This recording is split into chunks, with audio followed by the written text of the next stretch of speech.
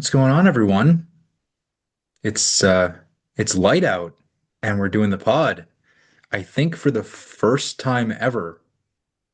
I feel like that's just not true. We've No, definitely done. That's I just I don't think we've done a daytime episode of the pod.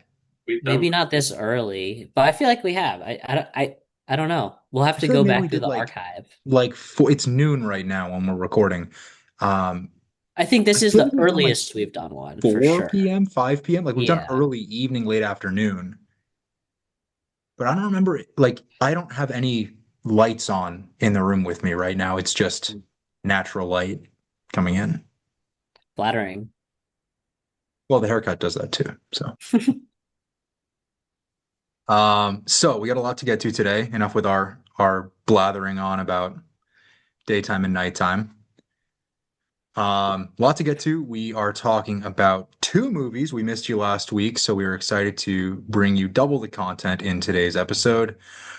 We are going to get to a sleeper hit of 2026 with the Sheep Detectives in a moment, but first, Ben the Hen wants to talk about In the Gray because he is probably the biggest Guy Ritchie fan among us. So Ben, I want to start with you. In the Gray, Guy Ritchie's latest. What'd you think? this is kind of like what was the last one we did? The Ministry of Ungentlemanly Yeah. Affair. Yeah. Is that just because it was Henry Cavill and Isa Gonzalez?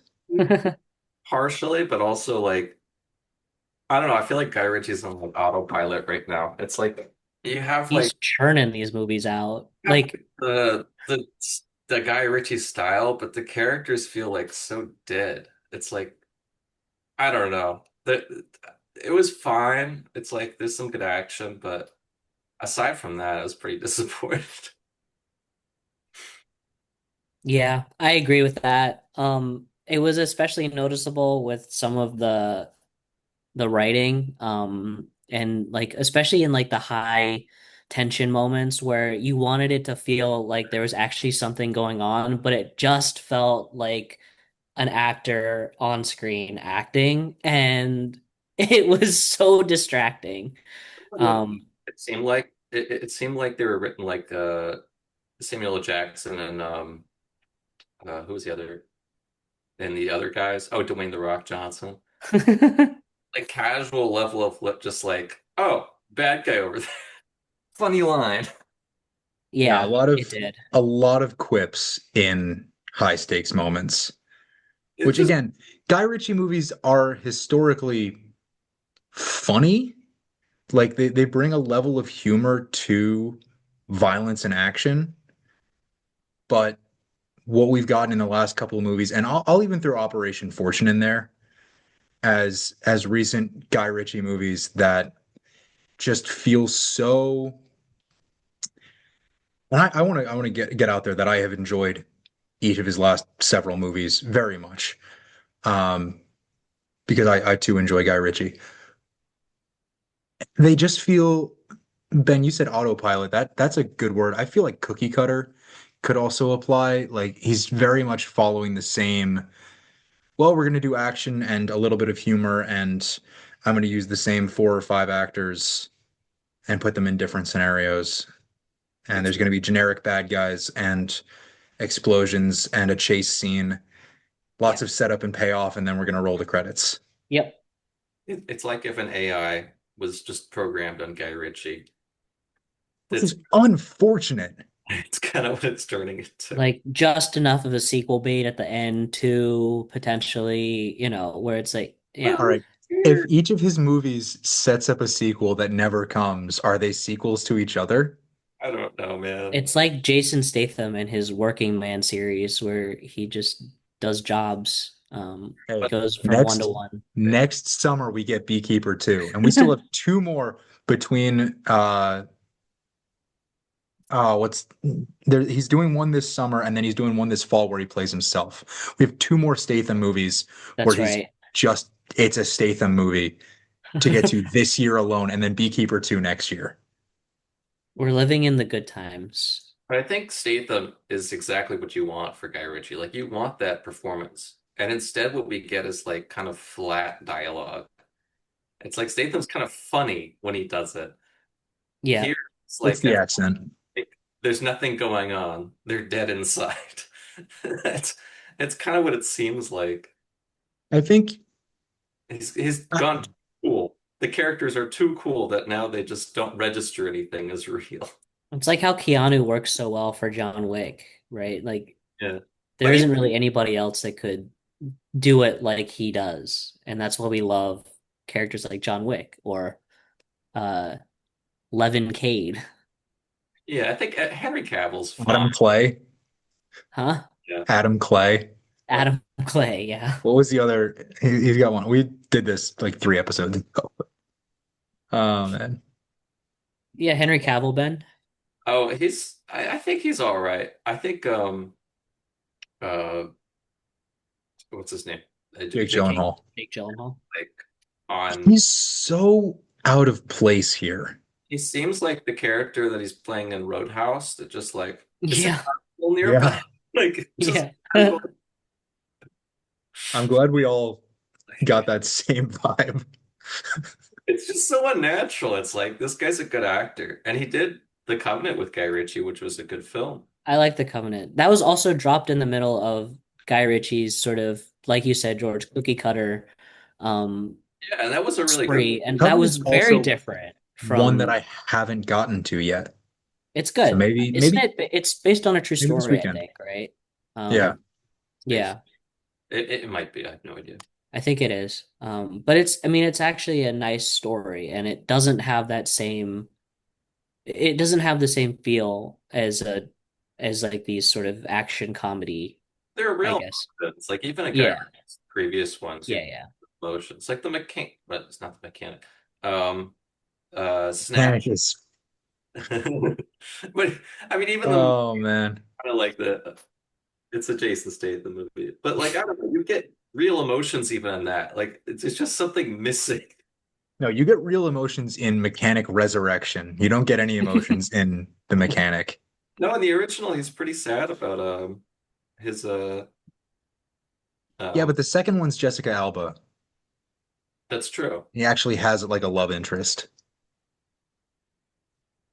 Yeah, but in that one, I don't know. His like it's whatever. But We can just agree that the best Jason Statham action comedic movie is probably Meg 2 The Trench. Spy. See ya, chum. yeah, less emotions in that one. I don't know. That I mean, my opinions on this movie are pretty much just that. It's like a Guy Ritchie film that's just a cookie cutter on autopilot, whatever you want to call it. It hits certain marks, but they're not really. You're not getting much out of it. It's not wowing you with anything. The rating's pretty flat. No. And especially because we have every single character being really, really good at their job, we Yeah. don't assume or think that they're going to make some kind of mistake that's going to make it a little more interesting or throw a wrench into their plans. It's kind of just like, all right, we spent an hour and 40 minutes watching them plan out their entire operation, practice it for like 40 minutes, and then finally do it for the real, like for the first time in real time for the last act, basically. Yeah. There just Max, wasn't like a lot there. you bring up a good point that the practice sequence, which is a large chunk of the second act, is exactly that, a large chunk of the second act. This could have been a training montage that maybe takes 5 to 7 minutes. It's also not a Yeah. movie, so it's noticeable. Because, I mean, we get it, right? If they're doing this at the level that they're supposed to, we understand that they're going to be really good at their job. We know that they're going to practice. We don't need to see Yeah, like it. when We can see them making mistakes and when it's actually happening, or, you know, something, or just watch it, or just give us that for an I'll hour. I'll compare this to a much better film in Ocean's 11 where the heist that Danny Ocean's team pulls off requires a lot of attention to detail and planning and preparation. They're not necessarily practicing the heist over and over and over again, trying to get better with time or what have you. But really, what we're getting in that movie is essential steps along the way that make the actual execution of the plan smoother and honestly go off near flawlessly. There are a couple of wrenches thrown into the plan, but they have contingencies in place. This is, well, here's exactly what we're going to do, and we're going to do it as many times as it takes to get it faster. And Yeah. that's And great. It just doesn't there's make for an exciting action movie, you right. know? There's an opportunity for levity with, oh, you guys need to be faster, but that joke can work once, I mean, I and was they gonna do it a lot. the Italian Job. They actually practice it with the Mini Coopers, That's true. and that's The fine. Italian Job's also a much better movie than this. Like five But the minutes. Italian Job's great. It's interesting, but it's just Yeah. interesting to keep doing the same thing. Like in that one, they're like, "Oh, we need to reduce the weight in the car and do this." Uh, there's actually things happening. We're not just watching practice. How many times do you think we watched somebody go down that zip line in this movie? 20. Too many. We I needed won't to go see down it that zip one line. exactly one time, and it's when they're actually trying to escape. No, we need to see it in setup and No, then we in don't. payoff. I mean that No, also we don't. they're like practicing with the Mini Coopers, but you don't actually see the plan until later. Like you get like little hints of the plan, and then they actually execute it. Because they've got the layout, they build that fake obstacle course where they can drive through it in the warehouse, but you don't see them navigating through. And then you add in the elements of the trains and mo stopping the trains and Napster moving the traffic along and everything. We don't get that. It's just we're doing the exact same thing six different times over the course of the last half of the movie. Like Yeah, I thought that when we got those title cards or whatever, where it was telling us, okay, here's phase one, that we were actually going to get something interesting that maybe, like in Ocean's 11 that you brought up, George, where there's something that we don't know that gets revealed at the very end, like the pine tree scent thing, like the smelly tree thing in the SWAT van that we saw earlier in Ocean's 11 that comes back at the very end. Something small like that, but there's no reward for it. We just have to sit through an hour and 40 minutes of planning and then rehearsal and then they actually do it and it's oh great, you're going to do it because you did it 50 times before. And we know you can beat the times because you've rehearsed it so many times. That's great. But we didn't need to watch all that.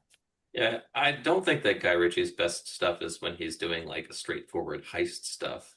I think he needs a little bit of like nonsense. I mean, Snatch is great because of that. Like it's detail oriented, but it's like it's not a plan, it's just random circumstances that lead the movie to its conclusion.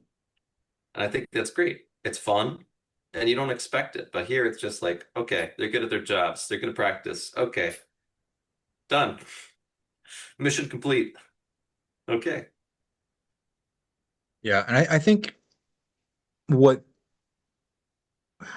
what kills the third act of this movie to me, not just that we've seen the, we'll call it a heist, even though it's just getting a person from a penthouse off an island. It is a Um, heist, though, in a way. Like, it's a heist.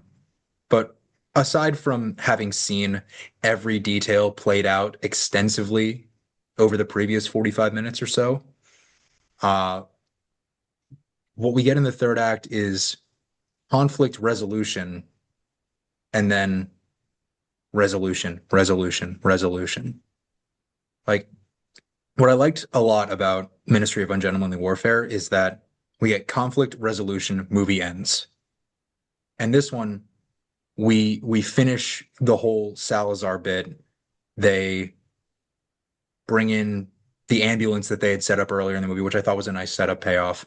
They wrap him up in saran wrap or masking tape or whatever the fuck it was, and throw him in a shipping container to be arrested. But then we've got to go back and deal with the corporate stooges who took shit from Isa Gonzalez in the first place and now are refusing to pay her. Like that was such, it's a good impetus for the movie to start its conflict on, but it shouldn't be the final element of the movie. It was just an unnecessary return to that plot. yeah, probably. early. You know what it kind of reminded me of? Now You See Me 3, in Is that just that, because it was or Rosamund Pike? no, but it no, but that thought did cross my mind. But the real reason is because it felt like both of those films just went right back for way too long to the person that like started off all the conflict and everything, or who's behind it all, for nothing that's really that interesting. Um, that the reveal in Now You See Me was like the big interesting part, but even then it didn't really feel like it was much more than just, whoa, who could have seen that coming? Even Yeah, though, shock factor, but no substance. yeah. And even but and this didn't have any of that. It didn't have shock factor because we already knew at that point what was going on. Well, yeah, because Uh, Rosamund Pike had been set up in the first act. yeah. So there, it's not like there was anything, there's no payoff for it. Like, I think a way it could have better been executed is if there was no indication that Rosamund Pike wouldn't pay Isa Gonzalez. I think if everything seems to be going well with, yeah, you get our $1 billion back from Salazar and we'll pay you 10%. And then you pull a bait and switch at the end of the movie and say, actually, we're not going to do that. And then Isa Gonzalez reveals this whole time, oh, I knew that you weren't going to pay me. And here's this, this, and this about why I set you up to actually end up having to pay me. That's a better end to this movie than, well, I knew the entire time that you weren't going to pay me. And the audience knew the entire time too. That's how you get that shock factor, Guy Ritchie. I'm going to tell you how to make your movie, but We don't even need a shock factor. It's just like there's ways to make it more interesting just you know, by not adding in the entire like middle part of the movie and give us something else. Because the way they set it up was, all right, we have these three extraction points, and we're gonna go to the first one first, then the second one if that goes to shit, and then finally, last gasp, you've got one more extraction point. And I think we end up at all of them. Is that right? yeah. So they tell us I mean, they say that we have these three extraction points. We know we're gonna get all to all of them. We already Check. know that. And everything they set up with the zip line and oh, the Yeah, trap door doesn't work and yeah. every other contingency that they have in true recent Guy Ritchie fashion, everything's going to work out for the characters. Like there's no anytime Yeah. there's a moment of what should be a moment of panic is resolved instantly. And I think what makes a movie like Ocean's 11 or The Italian Job so slick is that we get those moments of panic and they're organic and then they figure it out in short order. But the expectation that it's going to work out isn't there in those movies. And it is here. It's formulaic. Well, Ocean's also left room open up to improvisation during their entire heist, right? Like this is True. planned to the T. So not that the Ocean's heist wasn't planned to a T, but the way that each of those characters and what they bring to the table is interesting because they have different skills that will help move the heist along.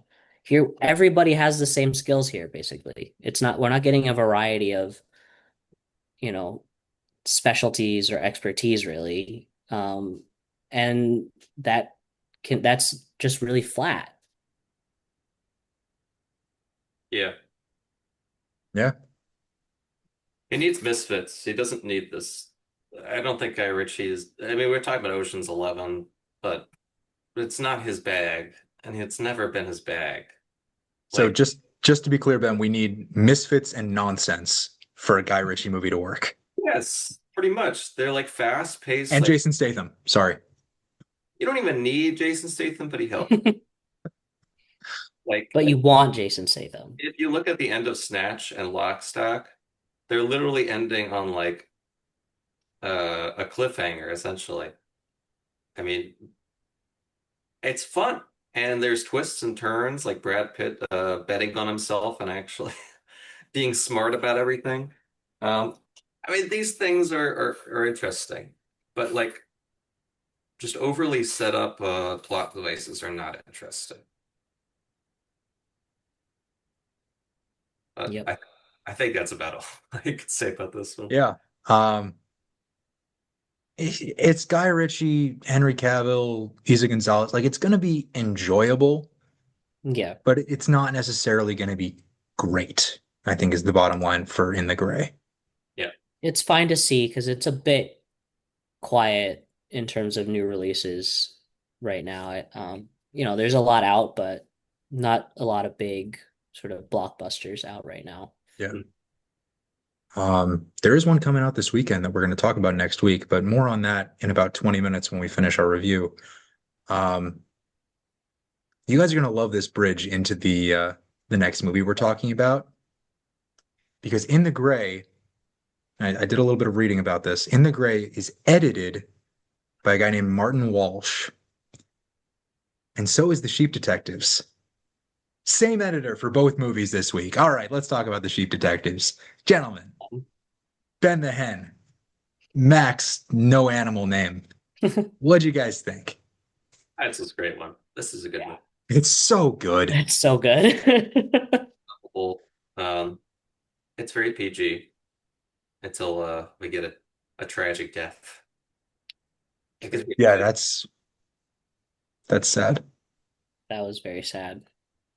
and I like that they, kept making fun of sheeps being really dumb. Just not knowing what's going on.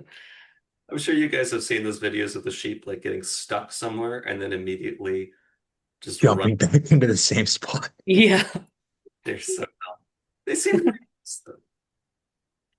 But yeah, no, I thought this was a cute movie. Um, Very like Agatha Christie light, um, but with animals, mainly sheep. Mainly sheep. Almost entirely sheep. Almost. Hmm. Which you Couple of would want dogs. from a movie called The Sheep Detectives. True. Like if it's The Sheep True. Detectives and then there's like two sheep and a bunch of people and the people solve it and there just happen to be sheep present, that's not The Sheep Detectives. That's Knives Out with a couple of sheep in the background. Yeah. I saw a tweet yesterday that suggested a Benoit Blanc Sheep Detectives crossover, and I, for one, would love to see it. Let's just leave it as it. I'll do this. I know, but You if we're not getting Benoit Blanc in the Muppets, give me something. can't put Benoit Blanc, the R-rated detective, in this PG movie. Hey, I think all three Benoit Blanc mysteries are PG-13. Let's back it up. It's kind of insane.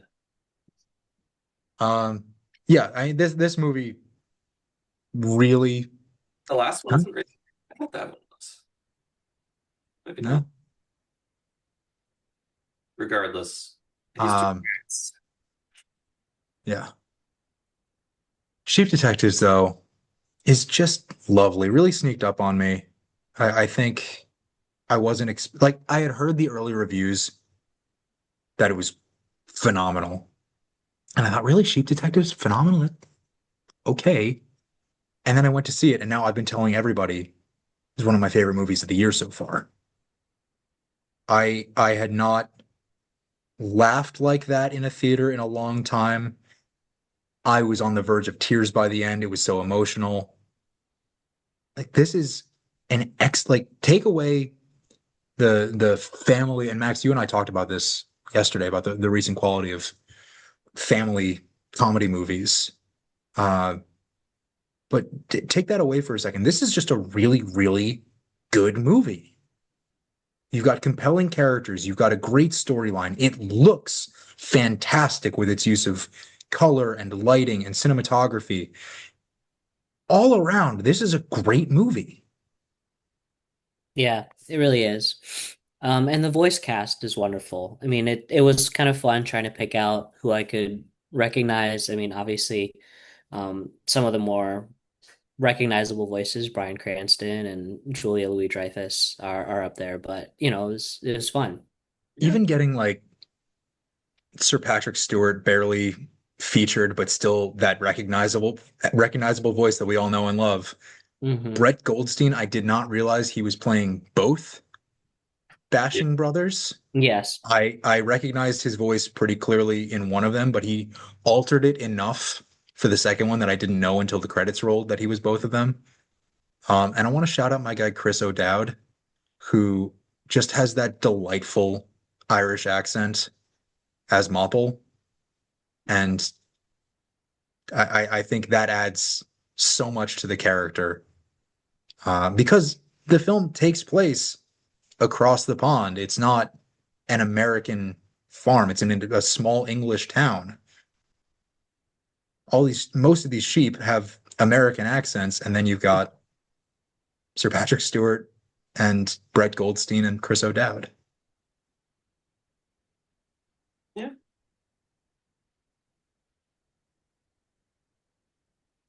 All right, who was your favorite sheep in the movie? Sebastian. Gotta be the winter lamb. Okay, Sebastian. okay. Mine was Mopple. So It's a good pick too. You can't really go wrong. Isn't the Winter Lamb's named Sebastian too at the end? no, he's named Yeah, George George. Wait, George? Oh no, George. Yeah. Right, yeah. because George is Hugh Jackman. That's right, that's right. I really like the human cast here too. Um, I think Nicholas Braun. Now, I have not seen Succession yet. It might be the next show that I watch. Probably what he's best known for at this point, but stepping into this not quite bumbling police officer, but certainly someone who, in a murder case, his first murder case is over his head, clearly. Um, I think he plays bewilderment, bewilderment and over his headness, if that's a phrase, very, very well. And then as he pieces it together with the help of the sheep detectives, I think it's a very, very strong arc for his character. And then as he delivers that final monologue where we get the big reveal, the confidence builds in him, and I think we really see that in a really strong performance. Molly Gordon is great too. I really like her. Yeah, I looked up some of the I wasn't familiar with some of these people, but they were good. I knew the animals more than I knew the people. Yeah, But they had a bunch of, it seemed like English and, people from that side of Hollywood. Hmm. Nicholas Braun doing a great British accent as an It's weird. American guy. I don't think I haven't seen Succession, so I don't think I've seen him in anything. I haven't. I've watched the first little bit of Succession, but I didn't finish it. Yeah, one person in my theater. I had a decent crowd for Sheep Detectives. Um, one person in my theater, and I hate when people call out things during movies, Mhm. but he called out Nicholas Braun's character from Succession when he first appeared on screen. I had Okay. a group of kids actually. I think a mom and had taken her kids and some of their kids' friends or whatever out to see it. And you always have a little bit of a worry when you're sitting behind a big group of kids. I mean, they took up almost an entire row. It was like 10 or 12 of them. And so It's a big you group. always get, yeah, it's a big group. So you always get worried, right? And like they're talking like they usually do during trailers and before the movie starts. And so I'm thinking, okay, hopefully it's not too bad. It wasn't, but I will say throughout almost the entire third act, dead silent once Sebastian dies. It's just dead silent from that point on to the rest to the end to the until the credits rolled. They were clearly locked in, so it's that kind of a movie. It's great story, but it'll tug on your heartstrings a little bit. Yeah. Yeah, when the Sebastian shaped cloud Oh showed my up at the end of the God. movie. Oh That's my that's God. what almost got me. I was this close. It was God, even thinking about it now. It's emotional. These sheep are I mean lost almost lost in the murder mystery and comedy of it all is the sheep's loss of innocence here. I mean, we see it a little bit when they're I think it's kind of nice though. They think they're gonna turn into clouds, they don't die, and then they see spatula shaped cloud. yeah. I think that's neat. Um, we see the choosing to forget countdown 3, 2, 1, and then the conversation goes back 5 minutes before all the heavy stuff. We see the hesitance to leave the meadow when they want to cross the street for the first time, and that bit with the chicken, Ben the hen, that was just it was so funny. And like the joke should seem obvious, but then when it happens in the movie, like you can't help but just burst out laughing at it. Um, but seeing these sheep really just find closure outside their enclosure. You know, they're kind of like hobbits. They're like, oh, we've never been this far before. Does that make Nicholas Braun Gandalf? I don't know. He's like, I don't know, he's a really clueless character. Maybe he's like Tom Bombadil. He just doesn't know what's going on.